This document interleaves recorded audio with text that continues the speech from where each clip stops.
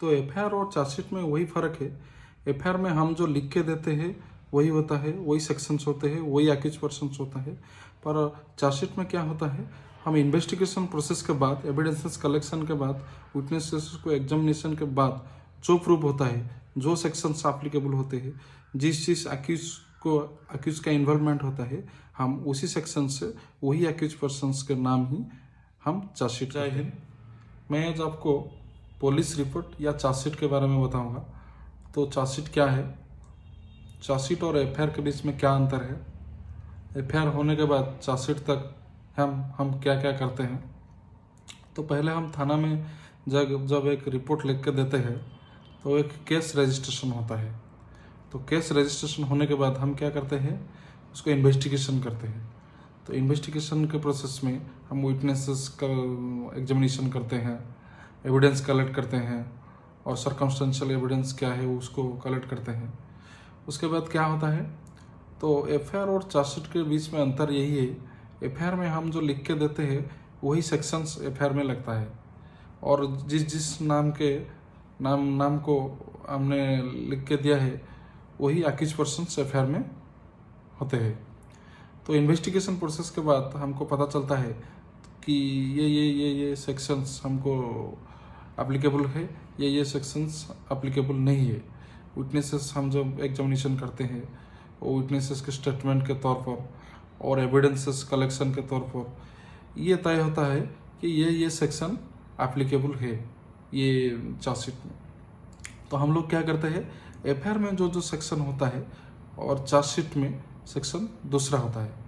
कभी कभी एफआईआर में जो सेक्शन होता है चार्जशीट में भी वही सेक्शन होता है जब आपका एफआईआर सही होता है और विटनेसेस आपके एफआईआर के मुताबिक ही स्टेटमेंट देते हैं और एविडेंसेस भी यही आता है।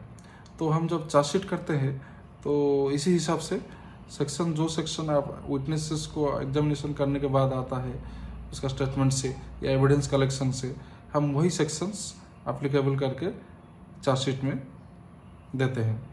तो इसी तरह अक्यूज का नाम भी आप जो एफआईआर में लिख के देते हैं वो एफआईआर में रजिस्ट्रेशन होता है, पर हम जब विटनेस को एग्जामिनेशन करते हैं और एविडेंसेस कलेक्शन करते हैं उसके बाद एक अक्यूज का इन्वॉल्वमेंट नहीं आया तो हम एफआईआर में क्या करते हैं, उसका नाम हम घटा देते हैं, उसका नाम नहीं जुड़ते हैं। चार्जशीट में सिर्फ वही लोग का नाम आता है, वही सेक्शंस लगता है जिसमें एविडेंसेस आता है और जिसके नाम पर एविडेंसेस आता है और विटनेसेस उसके खिलाफ बोलते हैं। तो चार्जशीट में हम ये सब करते हैं। पुलिस रिपोर्ट दो तरीके की होता है। पुलिस रिपोर्ट, उसके चार्जशीट को पुलिस रिपोर्ट कहते हैं। पुलिस रिपोर्ट दो तरीके की होता है, एक चार्जशीट है, एक फाइनल रिपोर्ट है। फाइनल रिपोर्ट क्या है, फाइनल रिपोर्ट आप जो लिख के देते हैं उसका कोई एविडेंसेस नहीं आता है, विटनेसेस उसके बारे में कुछ भी नहीं बोलते हैं और विटनेसेस स्टेटमेंट में आप लिखने की तरह नहीं आता है, तो हमको उसको फाइनल रिपोर्ट करते हैं। हम चार्जशीट करने के बाद क्या होता है, कोर्ट में वो ट्रायल होता है। जब फाइनल रिपोर्ट हम देते हैं वो ट्रायल नहीं होता है क्योंकि आपका इंफॉर्मेशन सही नहीं है, फॉल्स है। तो इसी तरह हम चार्जशीट देने के बाद चार्जशीट में हम ये सब मेंशन करते हैं, हमने अक्यूज को अरेस्ट किया कि नहीं, हमने अक्यूज को यदि अरेस्ट किया बेल किया कि नहीं, बेल किया श्योरिटी और विदाउट श्योरिटी में बेल किया कि नहीं, तो अक्यूज को हमने फॉर कोर्ट में प्रोड्यूस किया कि नहीं, ये सब लिख के देते हैं। उसके बाद ही हमारी चार्जशीट देने के बाद ही ट्रायल प्रोसेस शुरू होता है। एफआईआर और चार्जशीट में वही फर्क है, एफआईआर में हम जो लिख के देते हैं वही होता है, वही सेक्शंस होते हैं, वही अक्यूज पर्सन्स होता है।